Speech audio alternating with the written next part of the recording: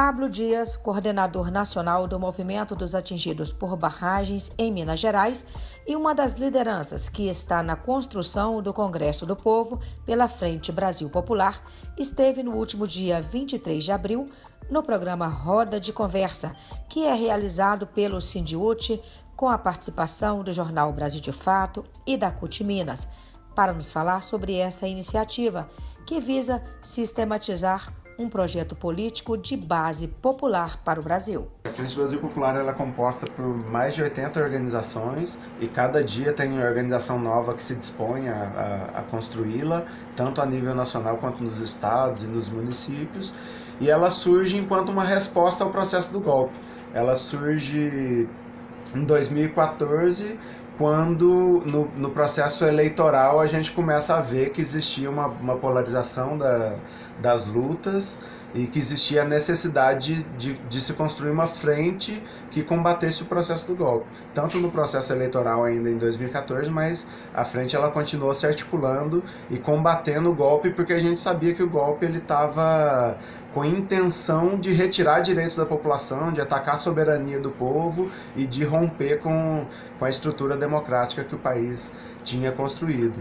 E aí a gente vem se organizando a princípio como uma articulação dessas várias entidades, e agora a frente começa já a tomar um caráter de organização realmente do povo nos seus bairros, no seu local de trabalho, nas suas comunidades, para poder enfrentar o golpe, enfrentar os ataques todos que a gente tem sofrido aos nossos direitos. Nesse tema do Congresso, vamos falar da proposta dele. O que se propõe? O que é o Congresso do Povo? Com o processo do Congresso do Povo, a gente consiga construir comitês em todos os municípios do Brasil, construir comitês nos bairros, nos locais de trabalho, construir espaços em que os trabalhadores e o povo possam discutir política, fazer proposta de política, pensar as formas de solução e de enfrentar. E o segundo grande objetivo é construir um projeto de nação, mas um projeto de nação não feito por mentes brilhantes ou grandes acadêmicos que vão formular essa proposta de nação, esse projeto de nação,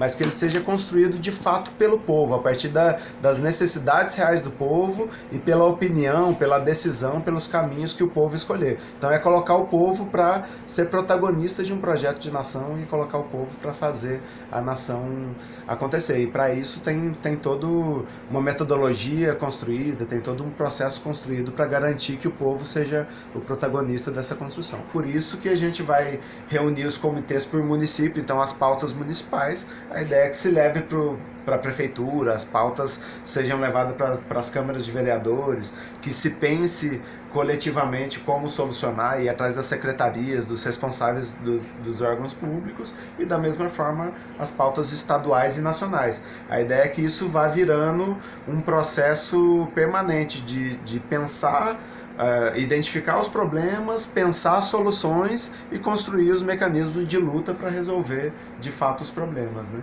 Essa experiência ela é muito parecida com a experiência do orçamento participativo, porque ela empodera as pessoas, né? Elas vão dar voz e vez às pessoas.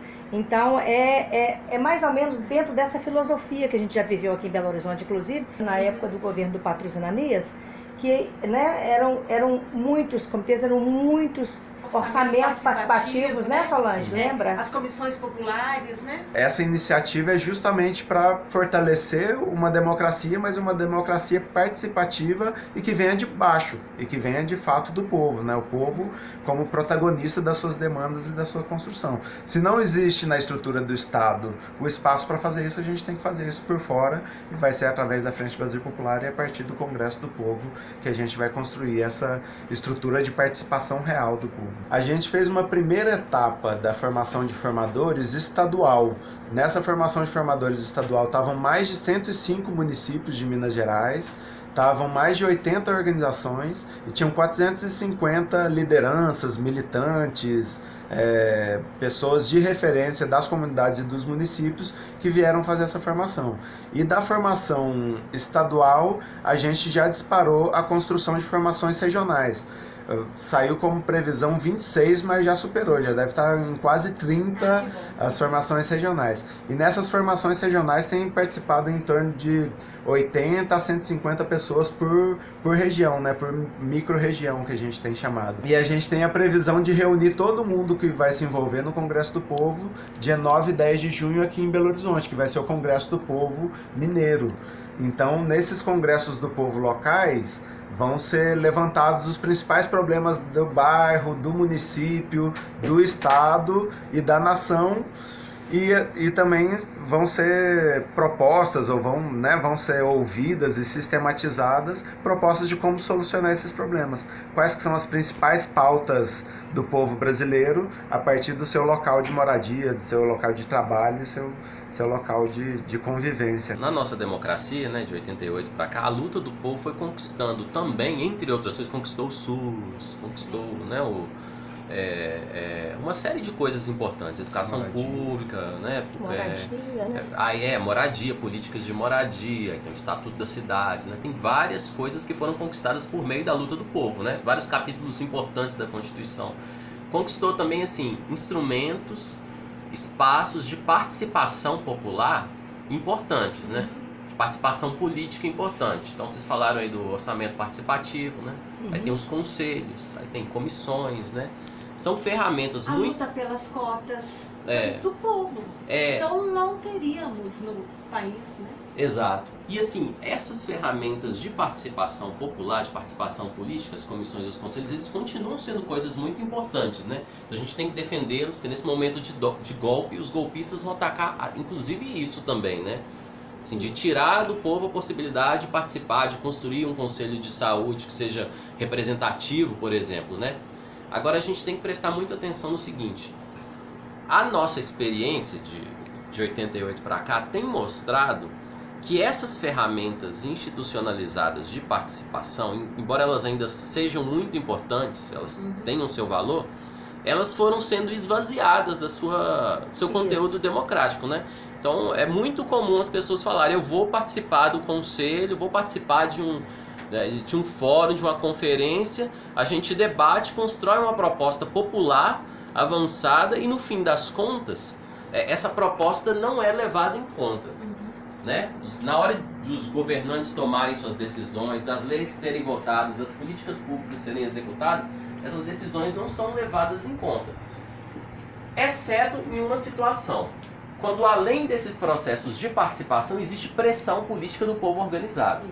Né? Quando o povo organizado pressiona, ele faz valer os seus direitos. Eu vejo essa iniciativa do Congresso do Povo muito interessante, porque ela vai manter-se viva, né? E vai manter o povo organizado, ou seja, as pessoas não vão ter nem tempo de esquecer por que elas estão escolhendo aquele processo, por que elas estão votando naquelas pessoas, porque às vezes, isso é um senso comum, e às vezes é o dia a dia, né, Solange? E acompanhar mais. A gente costuma mesmo, né, nessa pressa, nesse dia a dia, as coisas vão acontecendo, muitas vezes na calada da noite, que a gente sabe que eles votam contra a gente, é na calada da noite. Se a gente tiver um povo organizado, um informando o outro, participando, a gente consegue fazer uma corrente forte, não é isso? Eu acho que tá aí também até uma forma da gente conseguir ser mais participativo dentro da nossa representatividade. O povo organizado, ele é capaz não só de acompanhar o que o candidato está fazendo, aquele que ele votou está fazendo, mas de pressioná-lo para votar as coisas que interessam de fato ao povo. Né? O Brasil de Fato tem uma coluna semanal com informes também sobre o Congresso do Povo, né, divulgando as ações que estão sendo desenvolvidas, né,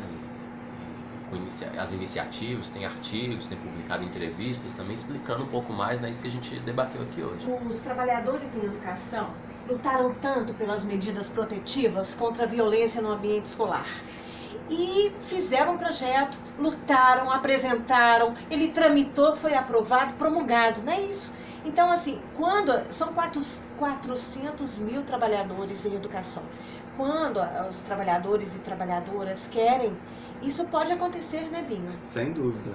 A percepção que a gente tem, e a história mostra isso para nós, não só aqui no Brasil, mas no mundo, mas que quando os trabalhadores se organizam e lutam pelos seus direitos, e aí quanto mais gente, quanto mais empenho, quanto mais dedicação que o povo tem para construir a política, construir as leis, construir o jeito de ser do seu bairro, do seu município, do seu país, isso cria uma força que é indestrutível, né? A gente fala que o povo tem um poder infinito, né? Ele tem um poder infinito de fazer e desfazer tudo que ele quiser. Todo mundo que puder participar vai sem dúvida não só ser bem-vindo, mas tem uma possibilidade, um espaço para contribuir, para fazer isso multiplicar e chegar em muito mais gente. A gente continua contando com vocês nessa luta árdua, mas muito alegre, muito feliz e muito para cima também do nosso dia a dia.